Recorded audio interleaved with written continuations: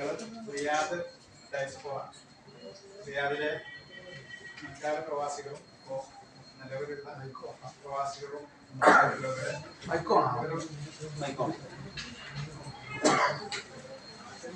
ഒരു കൂട്ടായ്മയാണ് Riyadh diaspora. ഞങ്ങൾ നാളെ കടവ് റിസോർട്ടിൽ വെച്ച്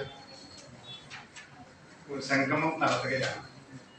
റിയാദിലെ മുൻകാല പ്രവാസികളും അതുപോലെ തന്നെ ഇപ്പോൾ നിലവിലുള്ള പ്രവാസികളുമായിട്ടുള്ള റിയാദിലെ സാമൂഹിക സാംസ്കാരിക വിദ്യാഭ്യാസ വ്യാവസായിക ജീവകാരുണ്യ മേഖലയിലൊക്കെ പ്രവർത്തിച്ച ഒട്ടേറെ പ്രവർത്തകർ ഉൾക്കൊള്ളുന്ന ഒരു സംഗമമാണ് നാളെ കടവിൽ വെച്ച് നടത്താൻ ഉദ്ദേശിക്കുന്നത്.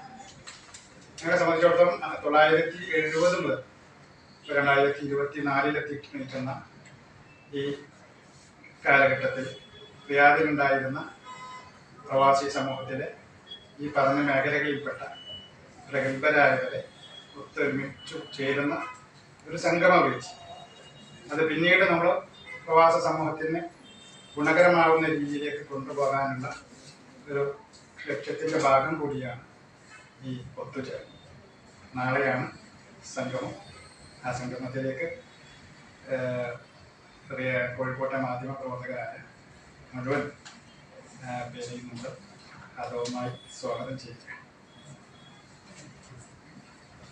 ഞങ്ങളുടെ ഈ റിയാദ് ഡയസ്പോറയിലെ chairman Shakeel Kolakkaran, general convener Nasar Karanthur, അതുപോലെ ഇതിൻ്റെ ചീഫ് കോർഡിനേറ്റർ നൗഫൽ പാലക്കാട്, ഇതിൻ്റെ കോർഡിനേറ്റേഴ്സായ ഉബൈദ് അറവണ്ണ, ഷാജി ആലപ്പുഴ എന്നിവരാണ് ഈ വാർത്താ സമ്മേളനത്തിൽ പങ്കെടുക്കുന്നത്.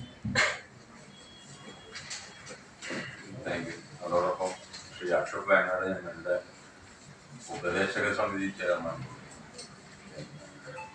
ഞങ്ങൾക്ക് അക്ഷർ കൂടെ സൂചിപ്പിച്ചതുപോലെ ഒരു റിയാദ് എന്ന നഗരത്തിന്റെ ഒരു വികാരം ഉൾക്കൊണ്ടുകൊണ്ടാണ് ഞങ്ങൾ ഈ ഒരു കൂട്ടായ്മ രൂപീകരിച്ചത്.